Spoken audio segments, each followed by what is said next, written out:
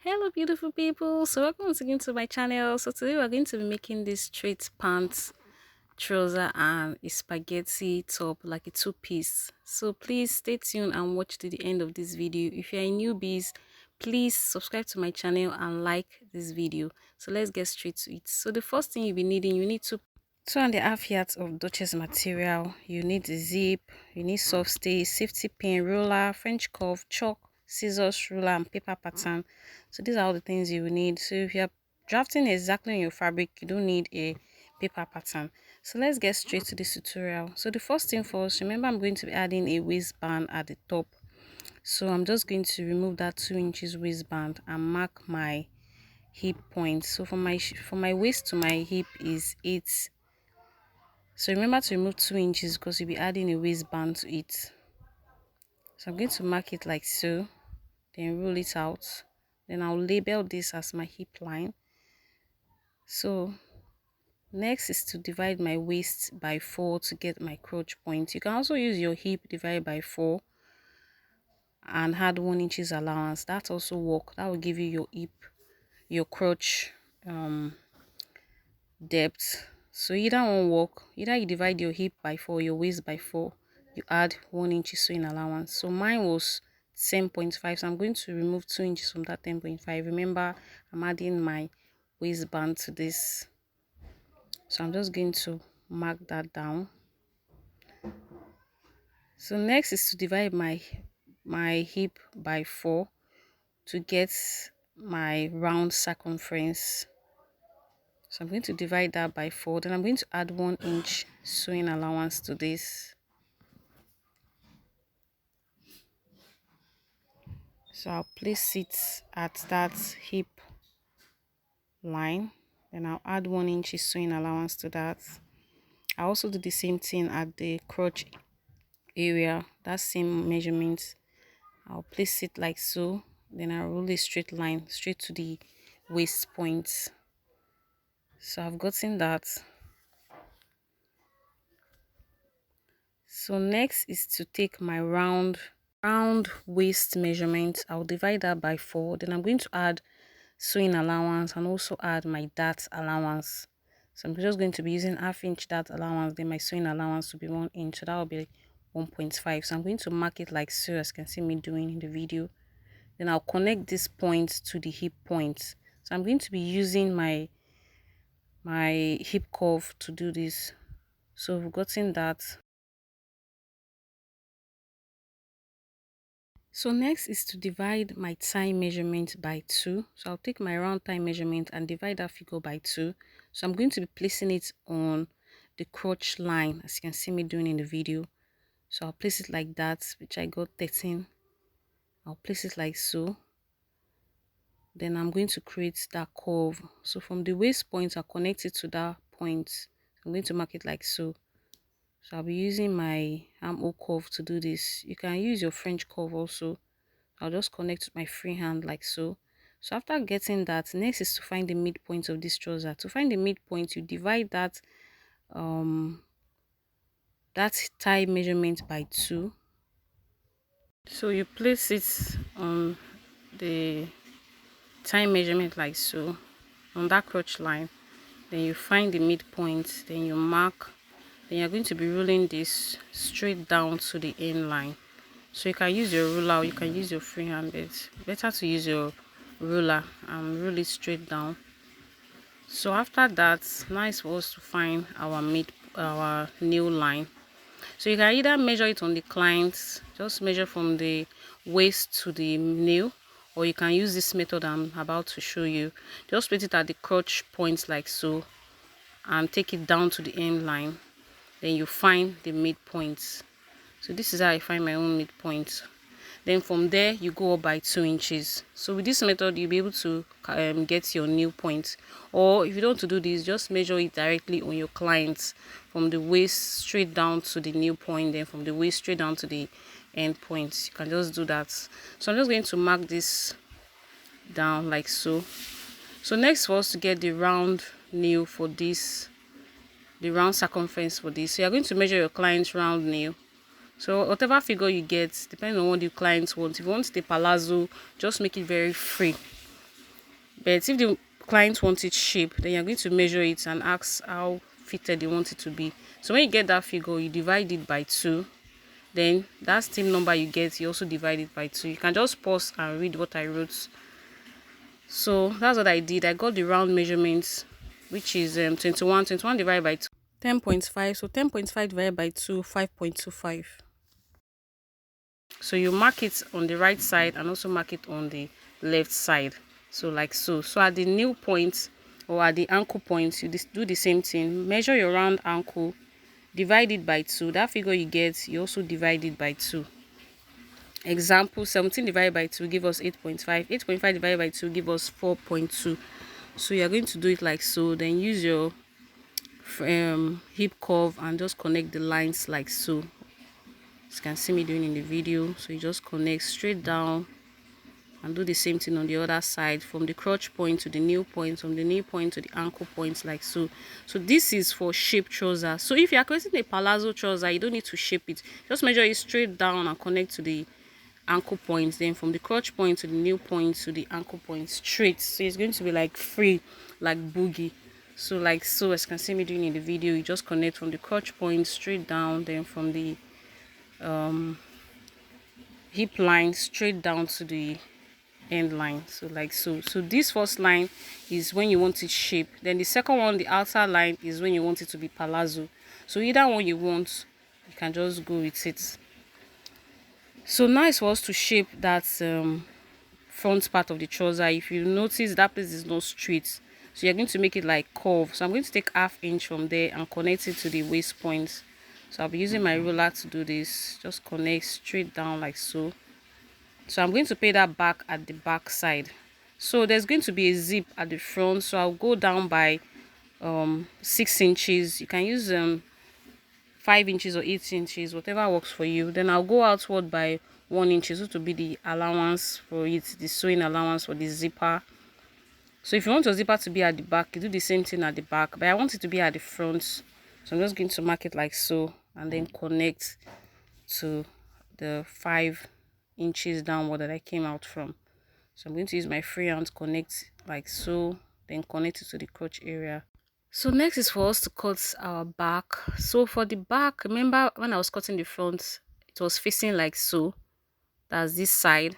So now for cutting the front, the back side, I'll place it facing me. So it depends on your angle. Make sure the crotch part don't face the same side. If you cut the front part facing the right side, make sure you turn it facing the left side, which is your side. So it depends on how your cutting position is. So take note of that. If you don't do that, you're going to, the back and front side will not be the same. Remember, the back and the front fabric are two different things. So take note of that. So when you are cutting this, you're going to be leaving 2 inches allowance at the crotch points for the back. So 2 inches extension. Make sure it's aligned.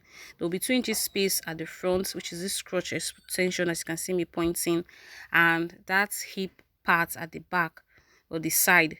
There should be 2 inches extension or 2 inches allowance round. So you have to take note of that for us to cut the back, because the back is bigger than the front. So it's going to be like this. I have to zoom it far away so you guys will see it very clearly. So let me take it a bit closer. So there will be 2 inches extension at the front parts. You can see it's measuring 2 inches, which I'm okay. On the side too, also make sure it's extending to 2 inches, because the back will be bigger than the front. So I'm using this my French curve to just keep it still, or you can just use a pin to hold this down. So at the up point, remember the front part I came down by 1 inches, so I have to pay that back at the back side. So at that point I'll be extending it by 1 inches, as you can see me doing. Then I'll connect it to the side. So I'm going to mark my 2 inches extension at this crotch point.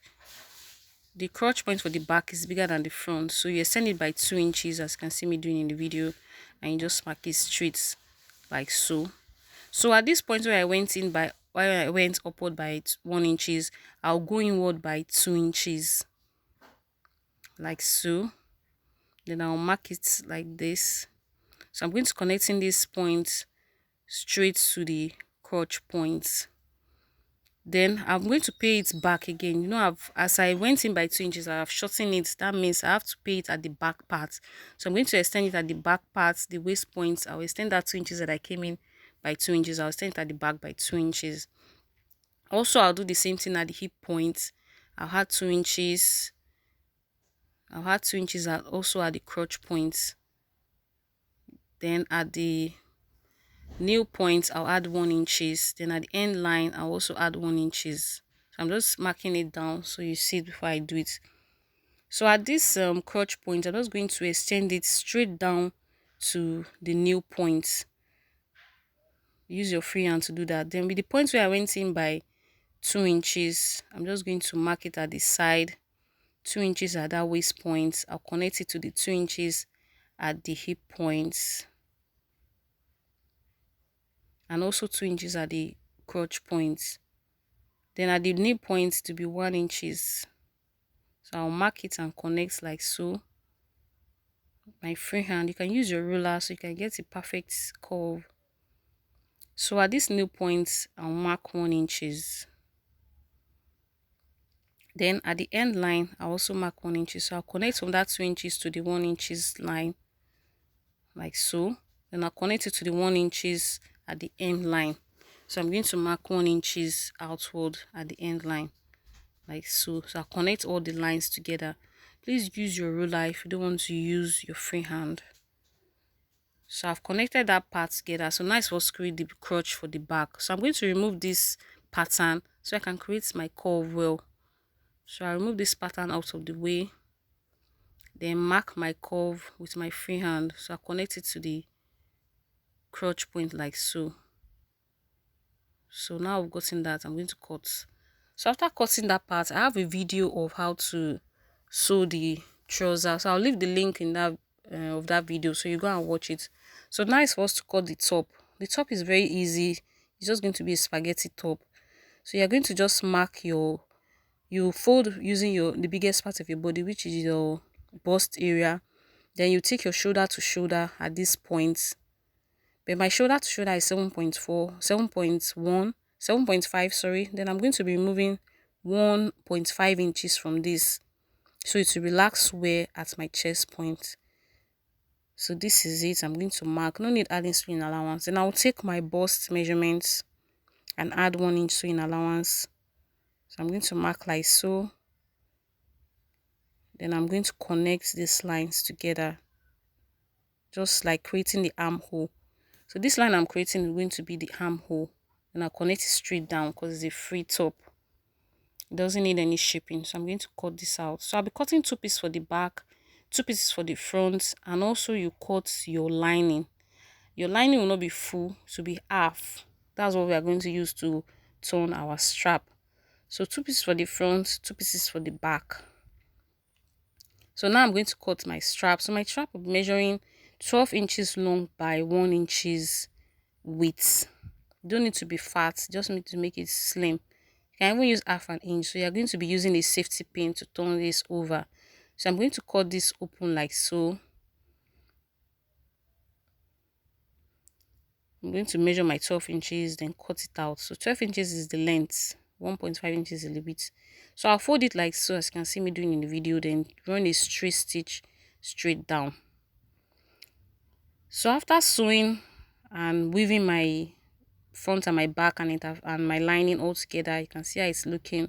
So 2 pieces for the front, 2 pieces for the back and the lining. So this is the strap. I've done one part, so let me show you how I turn the other parts. So I'm just going to insert my safety pin like this. I have to zoom in so you see it very well, so please watch closely.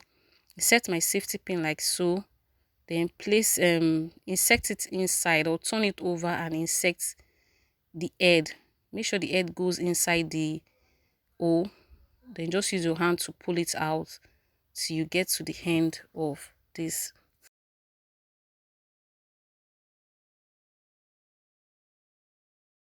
Then once the safety pins comes out, you just pull it out. So as easy as ABC.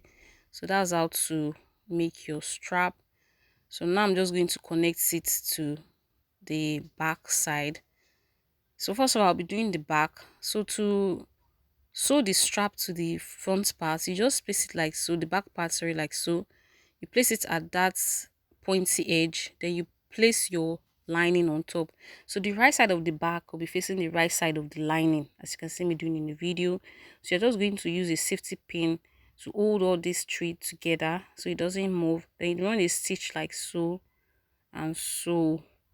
So once you sew, you flip it over. So after sewing it, this is how it's going to look. So this is the back. So now it's supposed to do the front. So I'm just going to place it like so, as you can see me doing in the video. The back part will be facing down, while the upper part will be facing up, which is the front part will be facing up. So exactly as I'm doing in the video, that's how you're going to do it.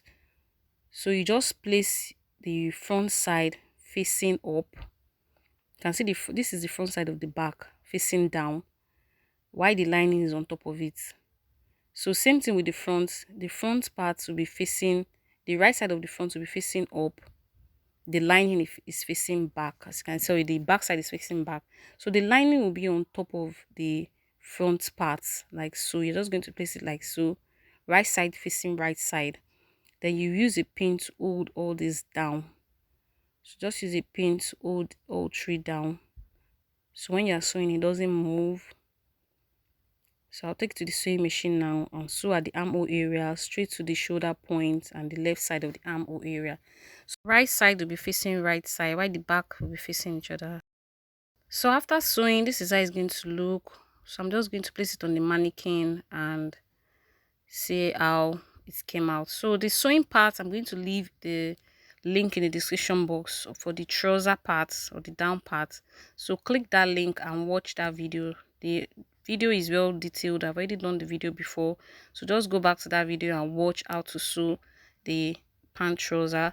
So guys, thank you so much for watching and see you in my next video. Bye.